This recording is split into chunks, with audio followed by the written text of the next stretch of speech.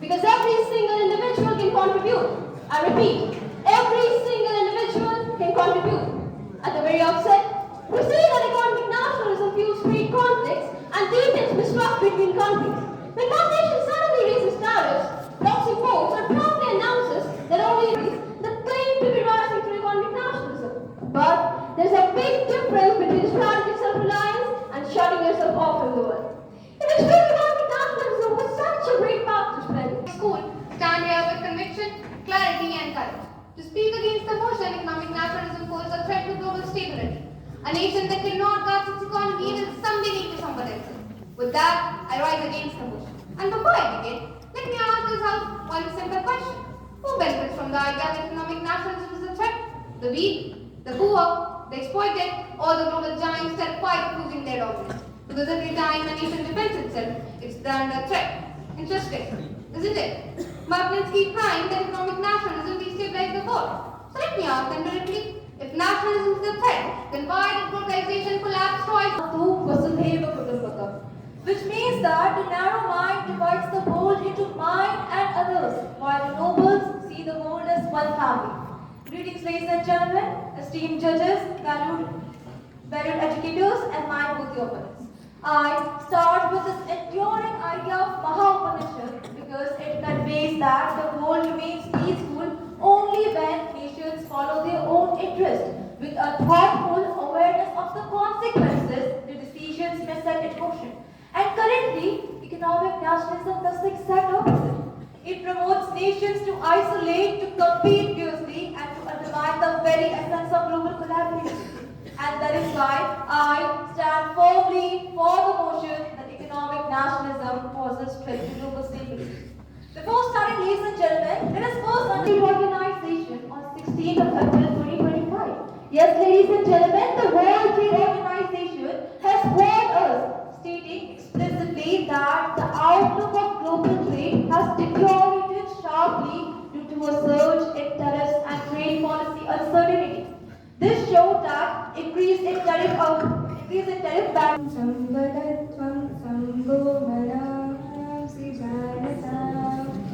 Move together, speak together, and let your minds be in harmony. Good afternoon, ladies and gentlemen, honorable chair, and my worthy opponents. This ancient word from Rig Veda reminds us that true harmony is built when each unit, each individual, each community, and each nation stands strong on its own identity and purpose and then join hands together. It is with this spirit that I stand against the motion that economic nationalism poses a threat to global stability. Now, coming back to the topic, so according to me, it simply means that the partnership is fair, equal, just, and not exploitative. Strong nations negotiating on equal terms create a more durable and strong global partner. They say economic nationalism is a threat. I say the real threat is a nation is a world where countries kneel instead of stand. Where India manufactures, when Japan innovates, and when Brazil feeds the whole world, no chaos is created, ladies and gentlemen. Strength is created, stability is created, and balance is created. A whole world's economy controlled by a few is not peace. It is quite surrender. I repeat, ladies and gentlemen, surrender. So according to me, no, economic nationalism is not a threat. It is a warning to the world's bullies, not to the world. Economic nationalism, first of all, may seem very complicated, but at its most basic level, ladies and gentlemen, is an ideology which induces the feeling that one's nation must be economically powerful. And there's nothing wrong with this, as people are encouraging and the fostering of national resources. But the problem begins when the excess of this comes into play. We all know who Adolf Hitler was. A dictator, a selfish person, but he was most importantly a good speaker. But when he was even driven by the spirit of excess of nationalism, it led to a huge war and ultimately to his fall.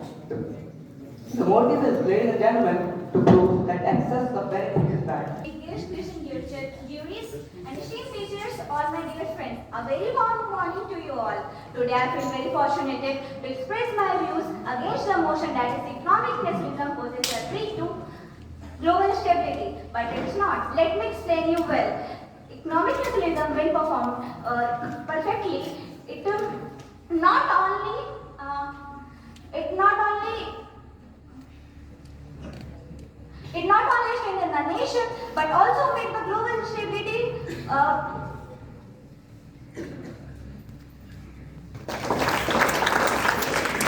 speak for emotion. My opposition claims that economic nationalism does not cause a threat to global stability, but at what cost? Hurry to the respected judges, teachers, and my fellow participants. I am Aryan from BT Gem Saraswati Vidya Mandir, Hasanpur, Rajgir. And today, I am standing before you to speak in favor of the motion that economic nationalism does not cause a threat to global stability. Let us start with what is economic nationalism. Economic nationalism refers to a policy where a nation prioritizes their own industries, jobs, and markets over global cooperation. At first glance, it may seem patriotic. After all, who would not want their nation to prosper first? But beneath this attractive surface lies a dangerous reality. Economic nationalism does not construct bridges of progress. Instead, it builds walls of isolation. These walls may be protected temporarily, but sooner and later they create traps that shake the very pillars of the global stability. Let us firstly, economic nationalism encourages trade barriers, tariffs, and import restrictions. When a country starts closing their markets, the global trade suffers. A powerful example is the US-China trade war, which led to the rising prices, disrupted supply chains, and economic uncertainty around the world. Just imagine a nation where a mobile phone is parts from 20 different countries. Shutting borders does not strengthen economies, but it chokes them.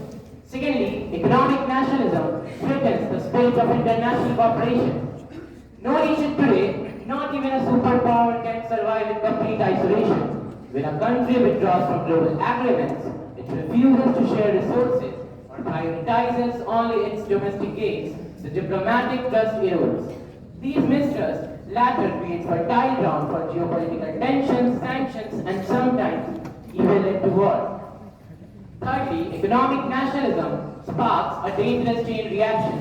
When a country adopts protectionist policies, others retaliate. This competition creates a domino effect. Nations raise tariffs, restrict exports, and weaponize their trade. The world witnessed this during the Great Depressions of 1930s, where protectionist policies worsened the situation of economic crisis and eventually contributed to World War II. Fourth, economic nationalism defends global inequality. Wealthy nations protect their industries with subsidies and barriers, while the developing countries struggle to access global markets. This unequal playing field leaves poorer nations dependent, frustrated, and vulnerable. The result? Migration crisis, resource conflict, and social unrest each gives a direct hit to global stability. Fifth, economic nationalism interrupts innovation. Most modern breakthroughs, whether it is artificial intelligence, space exploration, or vaccine development, all are the products of global collaboration. No nation today, not even a superpower, can survive in complete isolation. Ladies and gentlemen, economic nationalism promises self-reliance, but it delivers global turbulence. It may appear to strengthen a nation in a short run, but it weakens the world in the long run. Instead of unity, it builds suspicion. Instead of cooperation, it cultivates rivalry. Instead of stability, it prepares the world for global conflict. If countries restrict knowledge, research partnership dissolves, scientific progress slows, and humanity suffers. In conclusion, economic nationalism does not build nations, nor it builds barriers. Economic nationalism constructs bridges of progress. My dear friends, we live in a globalized world where we rise together and fall together. Our future demands collaboration, not confrontation. It demands partnership, not protectionism. Therefore, it is evident to say that economic nationalism is indeed too grave a threat to global stability.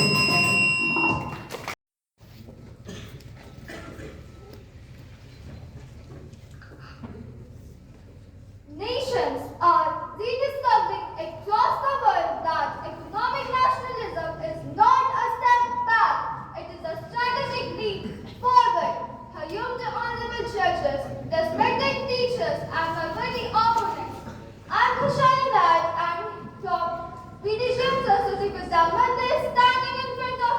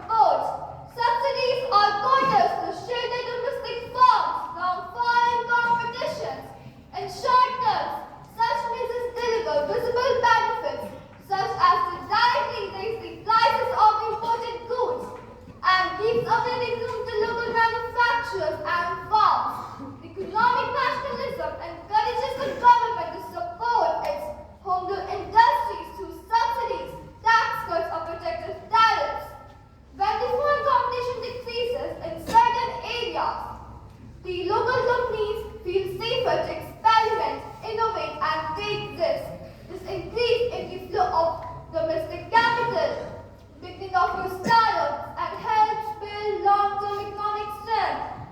When the foreign competition decreases also in that certain area, a nation becomes more secure from global deficits, currency fluctuations, and foreign supply chain disruptions. When citizens and companies are more motivated to invest within their own nation, this increase in the flow of the domestic global grants that helps build a long-term economic strength.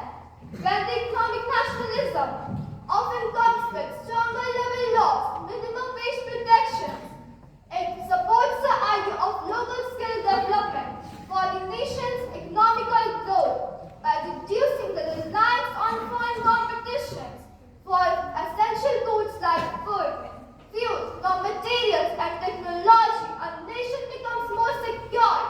A nation becomes better prepared to face emergencies or geopolitical conflicts. And here, ladies and gentlemen, by promoting the exports and decreasing unnecessary imports, a nation helps in its economic nationalism trade balance. And for that, it gives a great opportunity for a nation's cultural and national identity. In conclusion, I would like to state that economic nationalism is not about shutting doors, it's about opening first for our own people. It builds resilience, stability, and pride, the three pillars of a strong nation. So I urge you to see economic nationalism not as a boon, but as a restriction that strengthens the backbone of a country, and which, when a country prioritizes its own growth, it not just rise, it leads. I repeat my words, it leads. Thank you. My worthy opponents. Good morning to one and all present here. I am Tasneem from Sadar Alam Memorial Secondary School, Bihar Sharif. I thank all of you for offering me this opportunity from the bottom of my heart to express my logical and provoking thoughts. Today I stand before you to speak for the motion. Economic nationalism poses a threat to global stability. My opponent told that, and I repeat his words, that economic nationalism means prioritizing one's own country above all else, protecting local industries, rising tariffs on imports, restricting foreign investments, and reducing dependence on global trade. On the surface, it appears patriotic. It triggered financial instability across the world. Secondly, economic nationalism invites retaliation. When one country chooses protectionism, others retaliate with their own restrictions.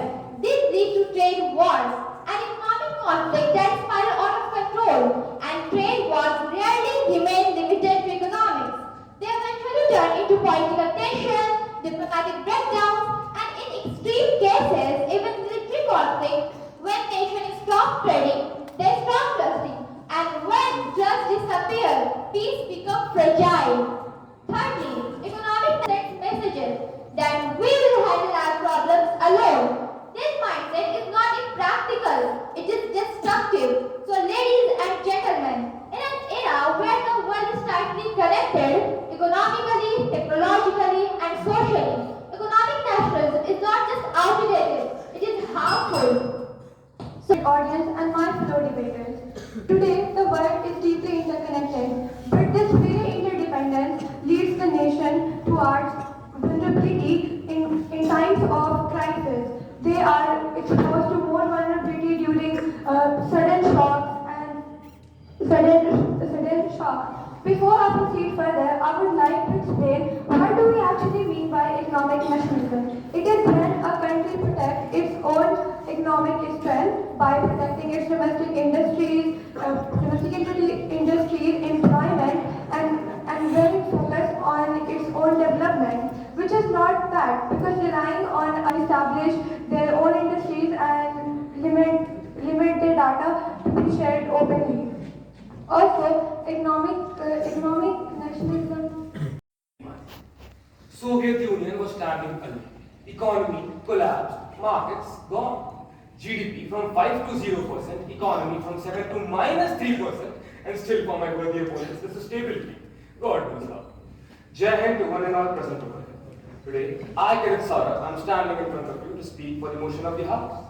For debating on a topic, one should and must know what does the topic mean. So I would like to introduce you with economic nationalism, as it is an ideology where the country says, let's stick to our own resources first. Basically, it supports local industries and higher tax imposts, hoping to keep the jobs at home and that too in a safe, no one knows for what reason. This might sound nice initially, but it can make the things costlier and limit the variety, just like having the vanilla ice cream every day. Gentlemen, all I know and what we have been studying till now, that just after independence, the year was 1950, when our country was on the track of so-called license Raj, as it was an era where the government said, you can dream, but only if we allow it. And they will never give. Now, my opponents will say it was the necessity of India at that point of time.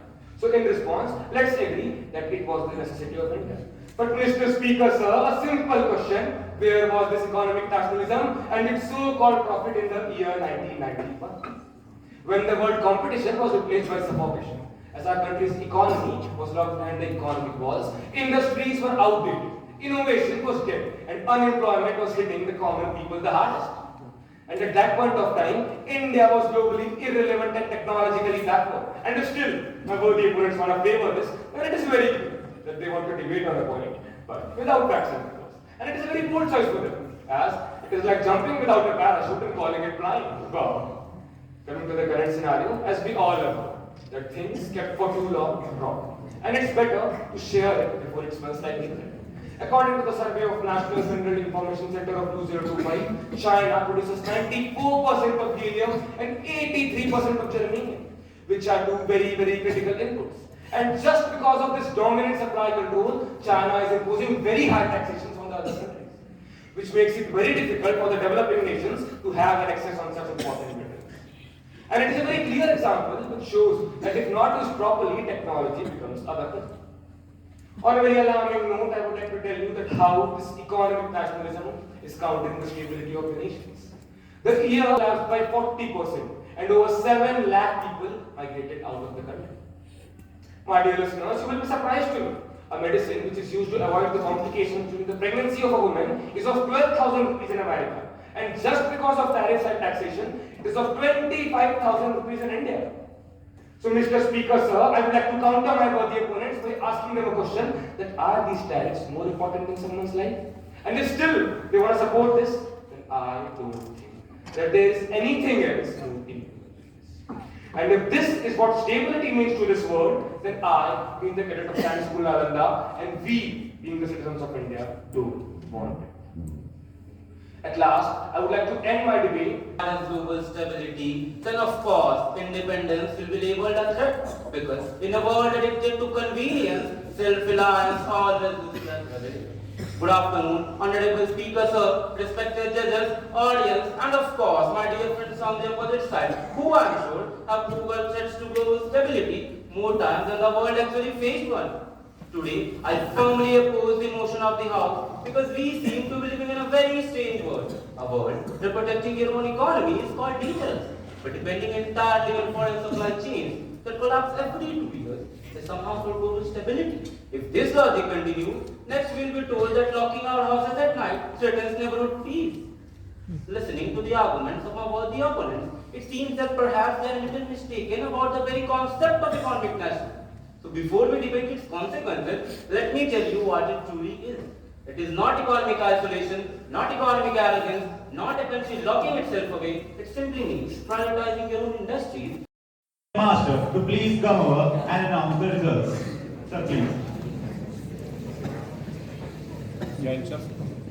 Please.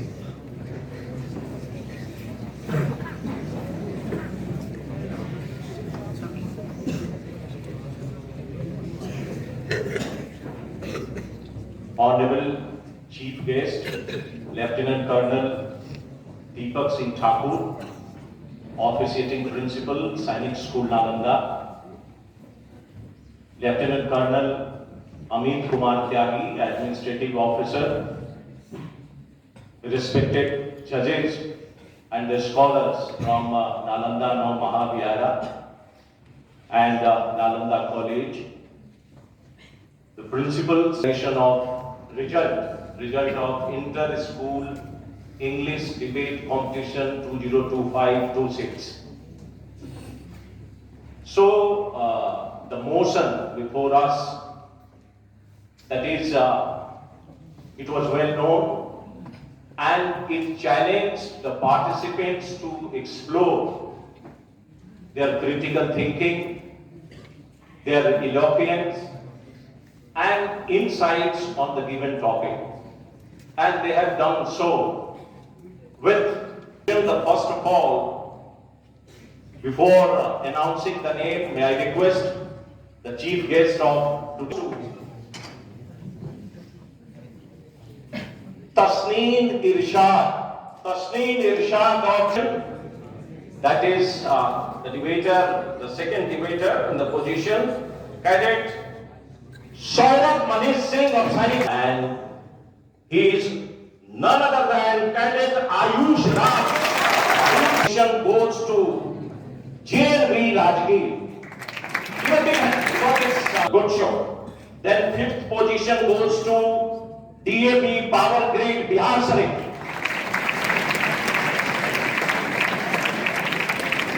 Fourth position Sadr Adam Memorial Secondary School Bihar Sharif. Third PTJM Vidya Mandir Rajgir. Second position Kendriya Vidya PM Sri Kendriya Vidyalaya Ordnance Factory. I would like to invite the school coordinator, the staff associated with the preparation of the cadets and